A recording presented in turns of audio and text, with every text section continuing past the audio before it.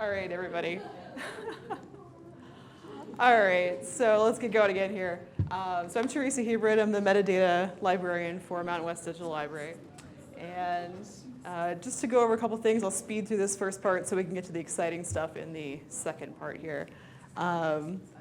So we're currently sitting at 1.1 million items in the Mountain West search portal. So that is, I think, the first time we've broken 1 million records. I know since I've been here. I started at the beginning of last year. And maybe ever, so that's very exciting, and I know that represents a lot of work on all of your parts across the whole network to be putting things online, describing them, sending them in, so a huge thank you to everybody for doing all that work. Exact numbers about things, we currently have 737 collections, and that's representing 81 partners at 17 different hubs.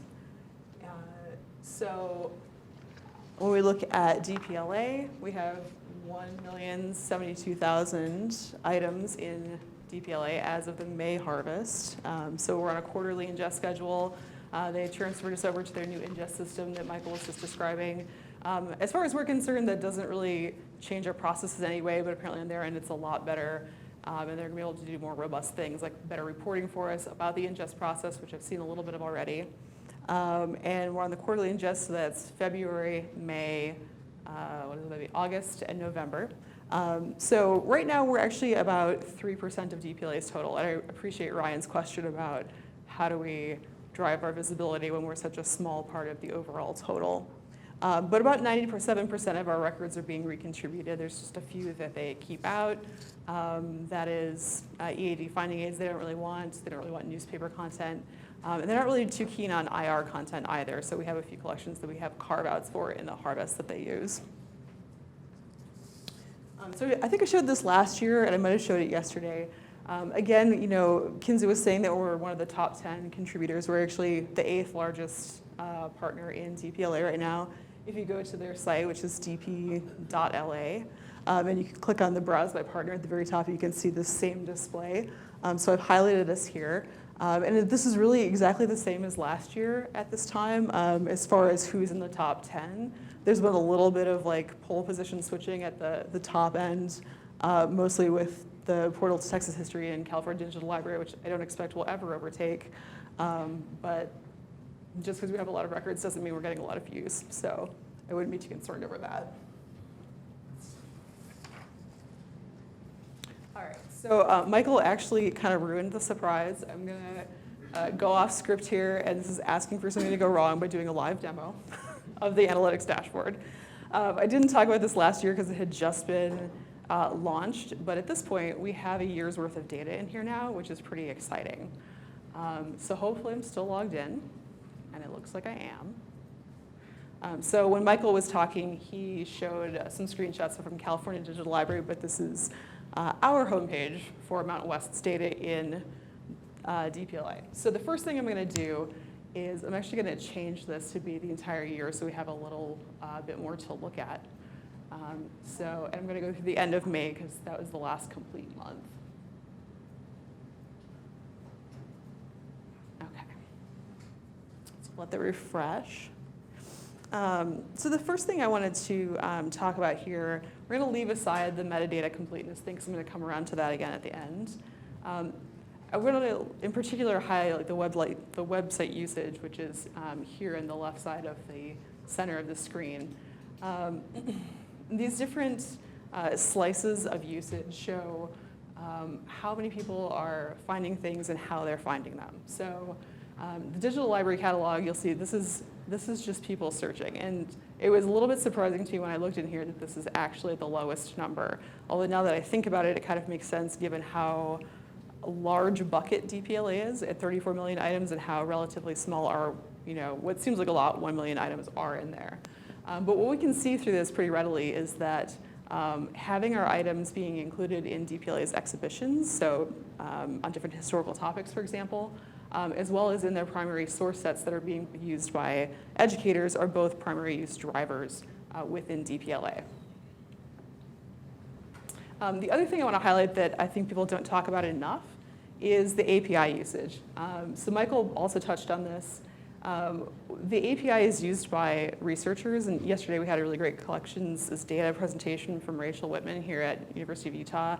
I think it's something we don't talk about enough. I think when we think about people using our content, we always think someone's going to the website and they're searching, but people are also using our data behind the scenes that we don't even know about. And there's a few more things in here I'm going to show that speak to that. So I think it's great that our data is going to other uses besides just individual users or people using it for research projects, for data projects, and so on. The item count is just the total items that we have here. So if we go on the left-hand side, we have different slices here. Website use timelines shows the same usage stats that we were showing on the main page, although it's over time. So here I'm going to take a smaller slice just to speed things up here a little bit. We'll do April through May and refresh, and it should give us, here we go. Actually, no, I should do multiple months. What am I saying here? Let's go back to March. So that we have a couple different data points to look at. So these show those same statistics over time, so you can compare month on month how things are going. I think I should send in an enhancement request that they put the months that these points are for on the bottom of these graphs, because otherwise it's a little hard to interpret what's going on here. But I think we can look at this and we can also see, as events are happening, as promotions are happening, I think we can see probably some correlation here over time with the usage statistics. So that's what that is, which is pretty interesting. The same is true for the API use timelines. Again, I'm going to go ahead and refresh here. So again, right now things are trending downwards, but I think we noted before that as the school year wears on, as things go into the summer, things tend to decline. It seems like our usage closely follows the pattern of the school year. Now, my personal favorite of these things is the website user locations, because this is showing literally where in the world our items from DPLA are being used. And this to me is really exciting. I've showed this in a couple meetings before, because what it shows us is that people are using our stuff, and they're using it all over the world, which is really exciting. By the end of last year, we had a complete bunch of data for 2018. So by the end of the year last year, almost the entire world map was completed. And I have to wonder about stats coming from certain countries that we may not actually have any usage data from them because of IP restrictions and so on. But you can click on or hover over all of the different countries and actually see how many users are coming from those countries. Unsurprisingly, most of them are in the United States. But for example, when we look at the United States, we do see consistent usage across the country. It does seemingly loosely track with population centers. So obviously, New York is extremely populous, but also has historical importance, for example, to the LDS Church, and we are very strong on LDS Church materials as well. So that could also be a correlation. And then California, of course, just very populous. So these next couple ones, I'm not going to click through these in a lot of detail, but they loosely show the same catalog views, exhibition views, and primary source set views, but this is giving us a little bit more data about which specific items are being viewed the most. And I don't know what's going on. I assume this is because of things and exhibits, but Utah State Library always comes out on top. I think this brand book and this unclaimed property, those two things are always the top used items. But you can see here we've got 3,700 different items. So that's a lot of variation in things. I haven't downloaded these and looked at them in a lot of detail. But as we scroll down, we can see which contributors are getting a lot of usage and on which items, which is very cool.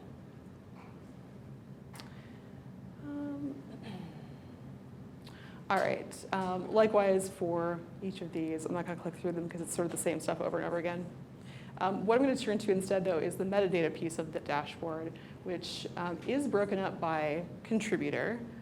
And this display is a little confusing at first, and it's also very wide. So I'm going to take away the usage stuff since we just went through that so we can see the metadata piece better.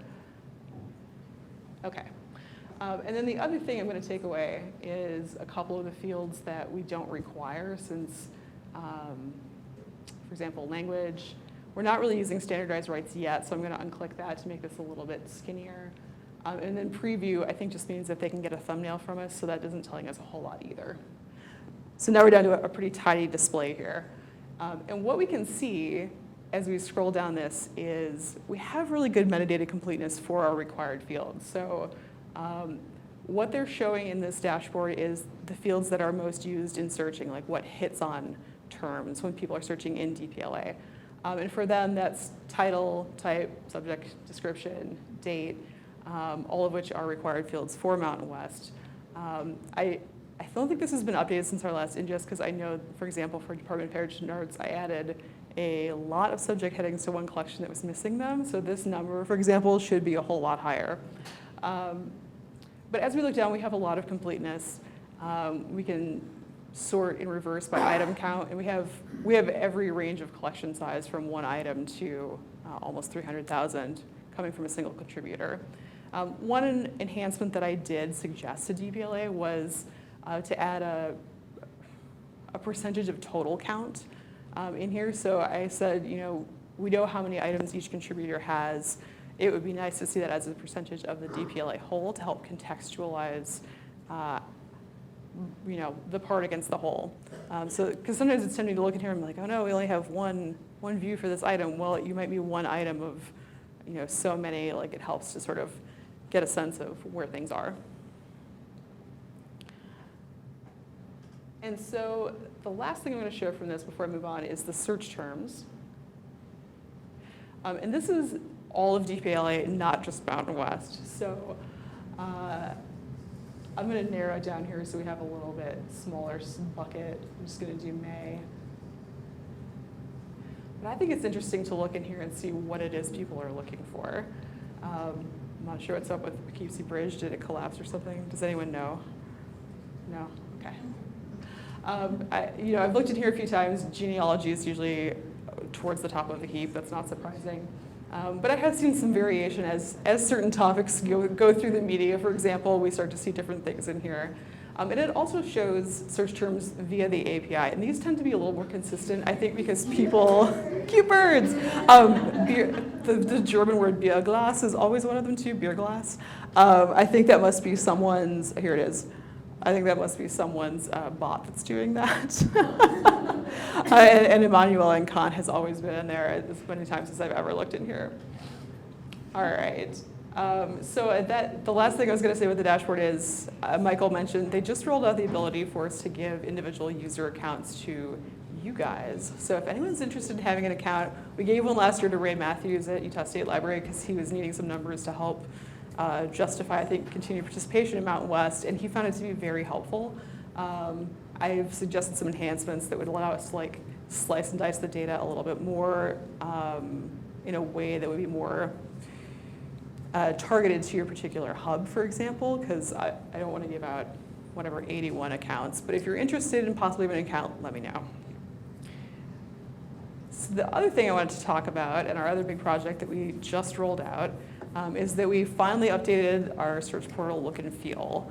So we talked about this last year at the annual meeting. It was still in development at that time. At the time, Marriott Library had just rolled out their new look and feel, and it took us about another year to get there ourselves.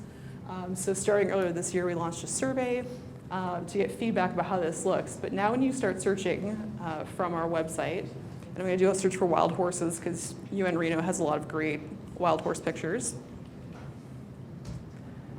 you're going to be launched into the new search interface, which looks like it came from this century instead of, 1996. So there's a couple things I want to highlight here, a couple changes from our existing portal.